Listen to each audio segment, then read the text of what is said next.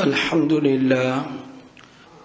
لله نحمده ونستعينه ونستغفره ونؤمن به ونتوكل عليه ونعوذ بالله من شرور أنفسنا ومن سيئات أعمالنا من يهده الله فلا مضل له ومن يضلله فلا هادي له ونشهد أن لا إله إلا الله وحده لا شريك له ونشهد أن سيدنا ومولانا محمدا عبده ورسوله أما بعد فأعوذ بالله من الشيطان الرجيم بسم الله الرحمن الرحيم وسيجنبها الأتقى الذي يؤتي ماله يتزكى وما لأحد عنده من نعمة تجزى إلا ابتغاء وجه ربه الأعلى ولسوف يرضى قال النبي صلى الله عليه وسلم إن من أمن الناس في صحبته وماله أبا بكر صدق الله العظيم وصدق رسوله النبي الكريم اللهم صل على محمد وعلى آل محمد كما صليت على إبراهيم وعلى آل إبراهيم إنك حميد مجيد اللهم بارك على محمد وعلى آل محمد كما باركت على إبراهيم وعلى آل إبراهيم إنك حميد مجيد 22 جمادی الاخری چاند کی تاریخ سن 13 ہجری میں خلیفۃ الرسول جناب صدیق اکبر رضی اللہ تعالی عنہ کا وصال ہے۔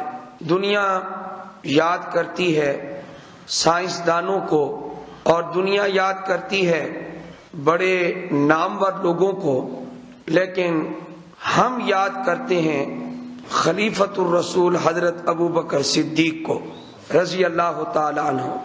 پہلی بات یہ ہے کہ اس کائنات میں سب سے پہلا لقب جس ہستی نے پایا خلیفۃ الرسول کا، وہ صرف اور صرف حضرت ابو بکر صدیق ہیں رضی اللہ تعالیٰ عنہ۔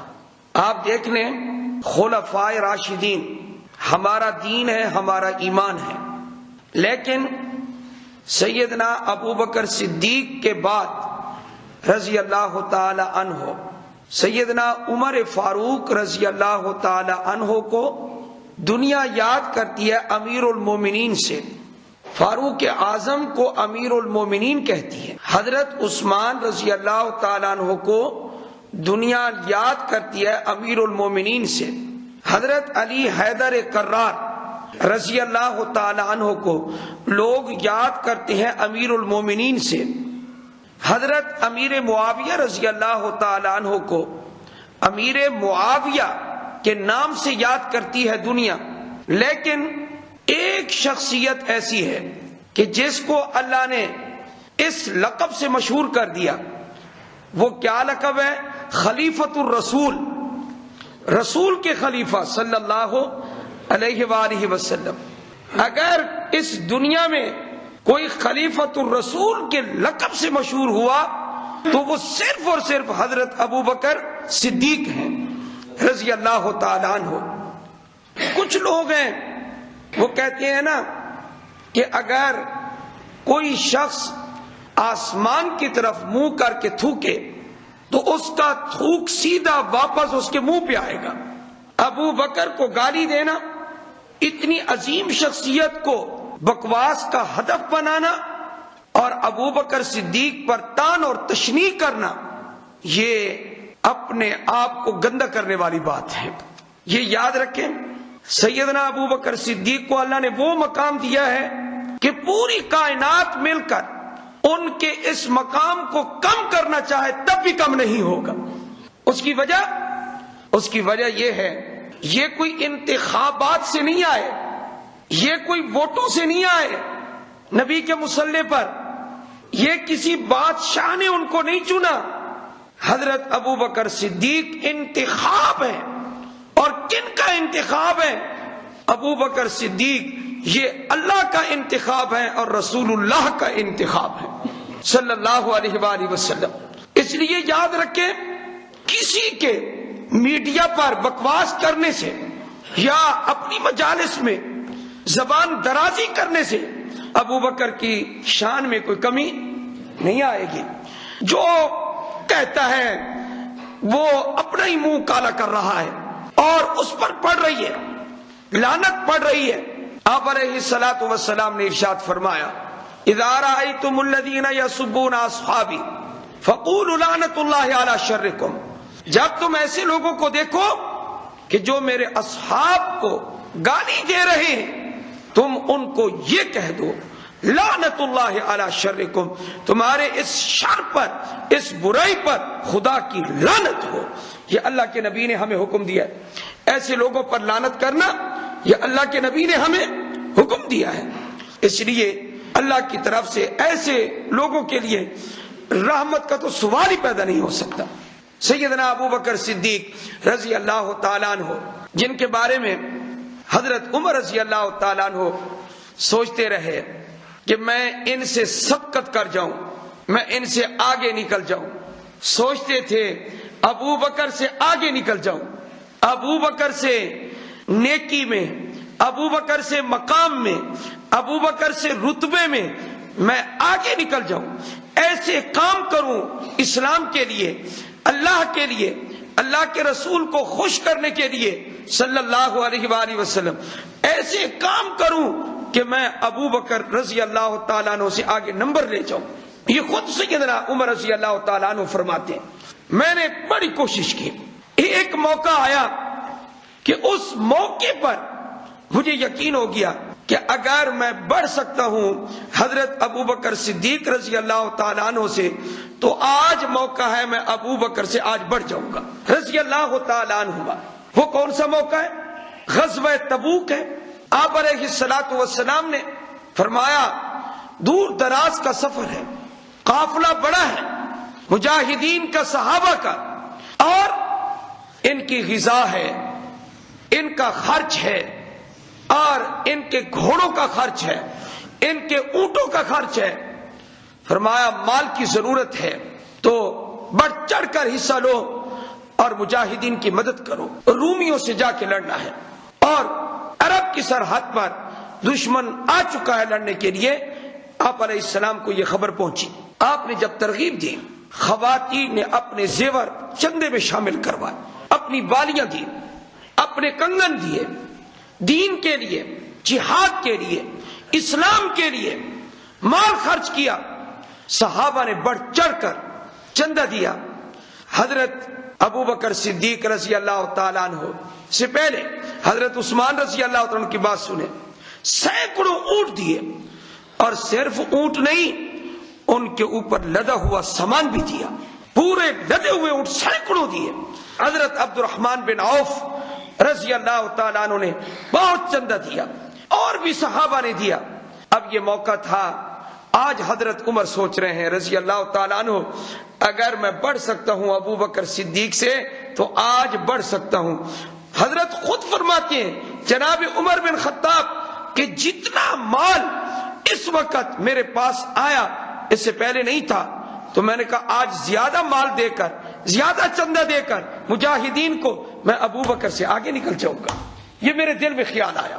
جب چندہ لے کر آئے تو حضور اکرم صلی اللہ علیہ وآلہ وسلم نے پوچھا، اے عمر کیا لائے ہو؟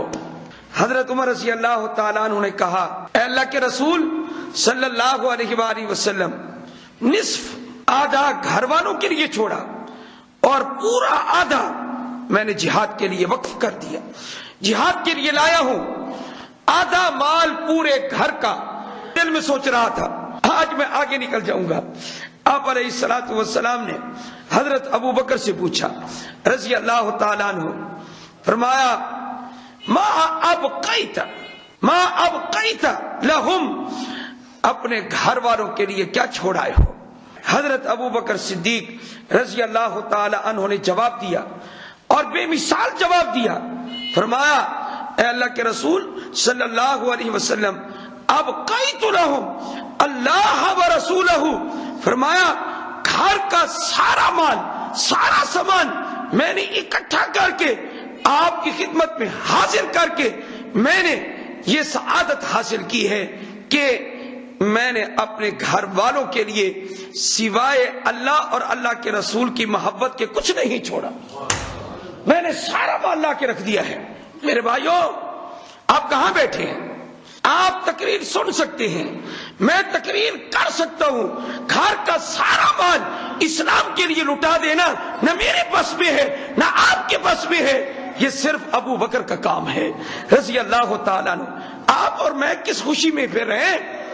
ابو بکر کی جوتیوں کی خاک کے برابر بھی نہیں ہو سکتے.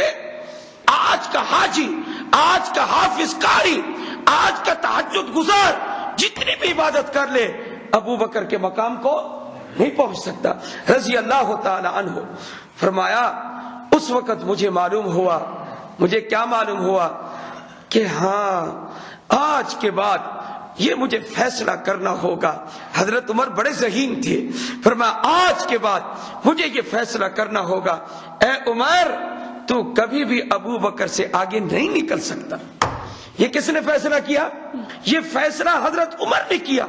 اب ذرا توجہ دیں، جب حضرت عمر حضرت ابو بکر سے آگے نہیں بڑھ سکتے پھر کس کی مجال ہے کہ ابو بکر سے اونچا مقام پا سکے؟ افضل البشر بعد الانبیاء بالتحقیق ابو بکر الصدیق رضی اللہ تعالیٰ عنہ، انبیاء کے بعد سب سے افضل اور اعلیٰ درجہ جو اللہ نے دیا ہے اور مرتبہ عطا فرمایا ہے، وہ مرتبہ کس کا ہے؟ جی کس کا ہے؟ انبیاء کے بعد حضرت خلیفہ بلا فصل ہے. آپ کو پتہ ہے کیسے خلیفہ بلا فصل ہے؟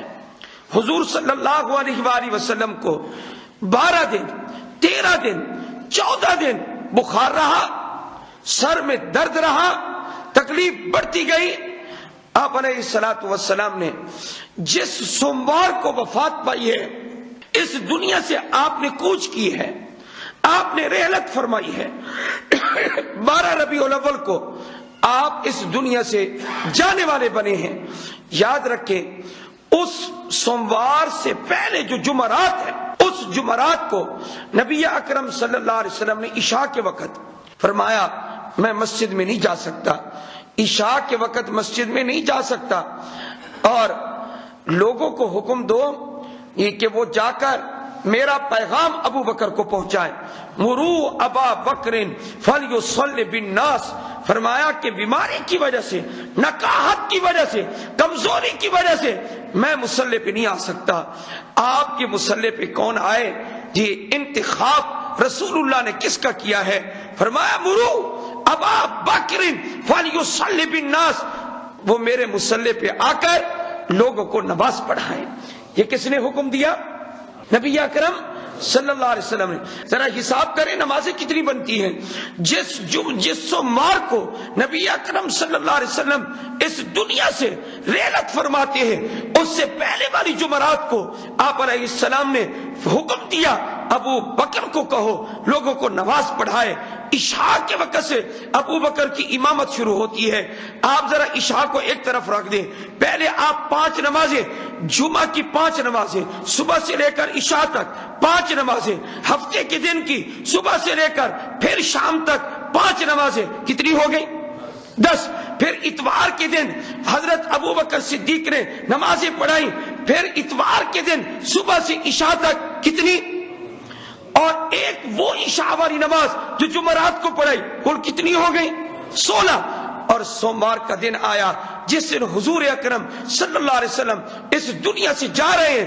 اس دن سوموار کی صبح کی نماز بھی ابو بکر صدیق نے مسجد نبوی میں حضور کے مصلی پہ امامت کراتے ہوئے پڑھائی ہے، اور حضور نے حکم دیا ہے میرے مصلی پہ ابو بکر کھڑا ہوگا اور کوئی نہیں کھڑا ہوگا، یا اللہ والمؤمنون الا ابا بکر رضی اللہ تعالی عنہ۔ فرمایا کائنات کے سارے مومن اور اللہ اس بات پر متفق ہے کہ میرے مصلی پہ آنے کے لائق اگر کوئی شخصیت ہے تو وہ ابو بکر ہے۔ حضور نے یہ فرمایا، اور آپ صلی اللہ علیہ وآلہ وسلم کے حکم سے انہوں نے سوموار صبح کی نماز بھی پڑھائی، چاشت کے وقت یا ظہر کے قریب یا ظہر کے بعد۔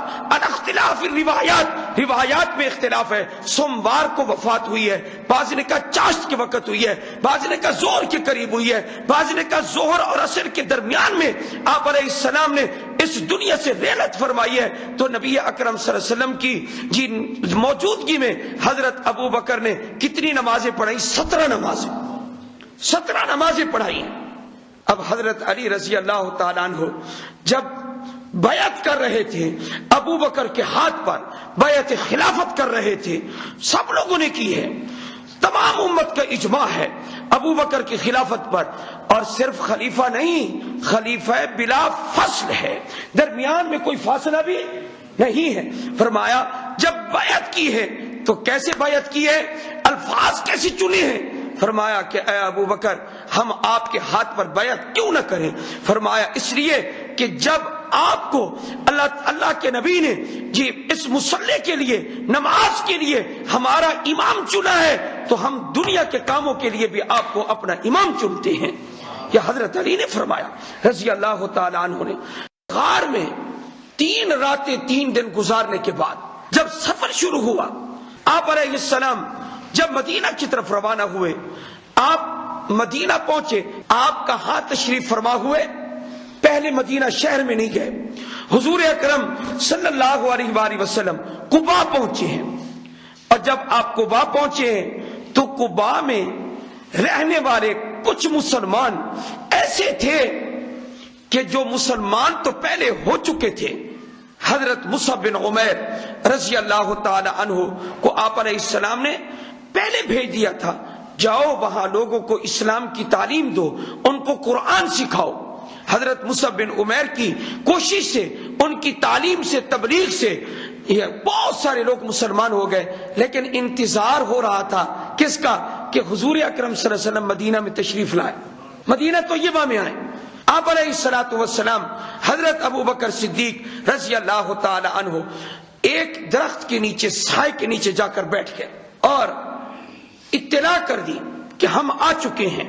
وہ لوگ قباء کی بستی کے ایمان تو لا چکے تھے، یہ بھی سن چکے تھے کہ ہجرت کے سفر میں یہ دونوں حضرات ساتھ ساتھ ہیں، حضور اکرم صلی اللہ علیہ وسلم بھی تشریف لا رہے ہیں اور جناب صدیق اکبر بھی تشریف لا رہے ہیں، لیکن نہ انہوں نے دیکھا تھا نبی علیہ السلام کو اور نہ دیکھا تھا جناب صدیق اکبر کو رضی اللہ تعالیٰ عنہ۔ دونوں درخت کے نیچے بیٹھے ہیں، قباء کی بستی میں ایک درخت کے نیچے دونوں حضرات تشریف فرما ہیں۔ کچھ لوگ آتے ہیں مسلمان، آ کر پہلے ابو بکر کو سلام کرتے ہیں، پھر حضور کو سلام کرتے ہیں۔ کیوں؟ وہ یہ سمجھ رہے ہیں ابو بکر کو کہ اللہ کا نبی یہ ہے، محمد صلی اللہ علیہ وسلم یہ ہے۔ ابو بکر پر حضور کا اتنا رنگ چڑھ چکا تھا، اخلاق کے اعتبار سے، روحانیت کے اعتبار سے، للہیت کے اعتبار سے، تقوی کے اعتبار سے، کہ تشابہ نہیں تھا بلکہ توافق نہیں تھا، اتحاد ہی اتحاد نظر آتا تھا۔ ہر ادا ابو بکر کی حضور کی ہر ادا سے ملتی جلتی تھی، اخلاق بھی اعلیٰ، علم بھی اعلیٰ، تقوی بھی اعلیٰ، اخلاص بھی اعلیٰ۔ واقعتاً میں قسم اٹھا کے کہتا ہوں، منبر رسول پر بیٹھا ہوں، حضور کے بعد ابو بکر جیسا اور کوئی نہیں ہے، خدا کی قسم کوئی نہیں ہے۔ امت کی باغ ڈور کو ابو بکر نے کس عزم سے سنبھالا ہے، یہ کسی کا کام نہیں تھا۔ نبی کے بعد صلی اللہ علیہ وسلم اس امت کے شرازے کو بکھرنے سے اگر بچانے والی ہستی ہے تو وہ ابو بکر ہے رضی اللہ تعالیٰ عنہ۔ منکرین زکوٰۃ سے آپ نے جہاد کیا، ختم نبوت کے منکرین سے آپ نے جہاد کیا، مرتدین سے آپ نے جہاد کیا، ابو بکر ہے رضی اللہ تعالی عنہ. آپ کو میں عرض کر دوں کہ سلام آ کر کرتے ہیں اور چپ چاپ آ کر بیٹھ جاتے ہیں. وہ مسلمان جنہوں نے دونوں کو نہیں دیکھا ہوا تھا جی مسافہ کر کے بیٹھ جاتے ہیں. اور کچھ لوگ پہلے سلام حضرت ابو بکر صدیق کو کرتے ہیں رضی اللہ تعالی عنہ کو. کیوں؟ اس لیے کہ اخلاق میں اتحاد، حرکات اور سکنات میں اتحاد، طبائع میں اتحاد، حضور کے ساتھ اتنا قرب ہے کہ واللہ اتنا قرب کسی کو حاصل نہیں ہے. تو کیا کہا؟ آ کر ملتے ہیں.